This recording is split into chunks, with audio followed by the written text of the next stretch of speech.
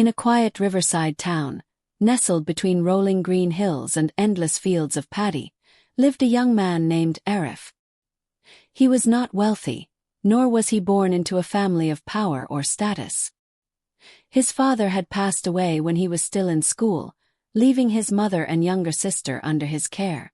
To survive, Arif started working in a small workshop where he repaired broken machines, engines, and farming tools. His hands were always covered in grease, his clothes stained with the marks of labor, but his heart carried a dream far greater than anyone could see.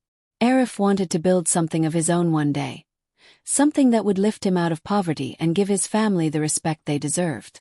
But to the world around him, he was just another poor mechanic. One man in particular, Rafiq, made sure to remind him of that fact.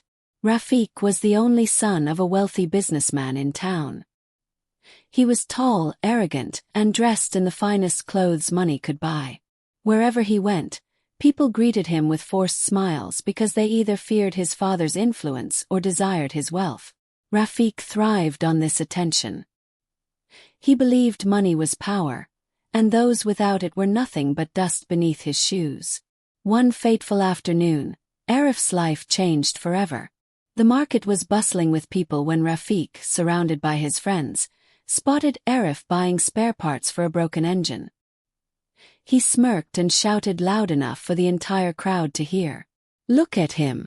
The poor little mechanic, dreaming of riches while covered in dirt. You will never be more than this, Arif. Some people are born to shine, others are born to serve." Laughter erupted from the crowd. Arif froze, his face burning with humiliation. He wanted to reply, to scream, to tell Rafiq that dignity was not measured in gold. But instead, he lowered his head and walked away silently. To everyone else it seemed like defeat. But in Arif's heart, a fire had been lit. That night he could not sleep. He replayed the scene in his mind again and again, the mocking faces, the laughter, the sting of helplessness. He realized something important. Revenge would not come from fists or angry words. If he truly wanted to strike back, he needed to rise so high that Rafiq would have to look up just to see him. And so began Arif's journey of silent revenge. He doubled his work at the workshop, saving every coin he could. He spent sleepless nights reading borrowed books about mechanics, business, and engineering. While others rested, Arif planned. His friends thought he had gone mad working endlessly, but he kept his dream hidden inside. Slowly his savings grew. Years passed. With determination and relentless effort, Arif finally managed to open a small factory of his own. It wasn't grand, just a modest place producing affordable but durable agricultural tools. Farmers, who had long struggled to buy expensive machines from big companies, quickly turned to Arif's products. His reputation spread like wildfire. Orders poured in, and soon his factory expanded. He hired workers, bought better equipment, and established himself as a respected entrepreneur. Meanwhile, Rafiq's world was beginning to crumble. His father's business, once the pride of the town, faced heavy losses due to poor management and corruption. While Arif's name rose in the newspapers as a symbol of success and hard work, Rafiq's family's name was whispered in pity. The tables had turned.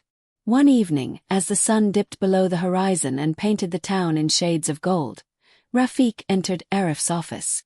The man who once mocked him now wore a nervous smile. His eyes lacked the arrogance they once carried. "Arif," he said softly, "you've built something incredible. I was wondering if you'd allow me to invest in your company. We could work together. My experience, your ideas, it could be powerful." For a moment, Arif just stared at him. Inside, memories surged like a storm. The laughter in the marketplace, the humiliation, the sleepless nights of struggle. He could almost hear the echoes of Rafiq's cruel words. "You will never be more than this." Arif leaned back in his chair, his voice calm but edged with steel. "I appreciate your offer, Rafiq, but I only work with people who respect others. You never respected me, so tell me, why should I trust you now?" The words sliced deeper than any blade. Rafiq's face turned pale. He opened his mouth, but no words came out. The silence in the room was heavier than any insult. Finally, with lowered eyes, Rafiq walked away. News spread quickly across town. The once proud son of wealth had been rejected by the very man he once ridiculed. Rafiq became a shadow of himself, his pride shattered, while Arif soared higher with each passing day. Arif never raised his voice, never fought with fists, and never sought cheap revenge. His greatest weapon had been his patience, his silence, and his success. That was the sweetest revenge of all. Because sometimes the sharpest sword is not anger, but dignity.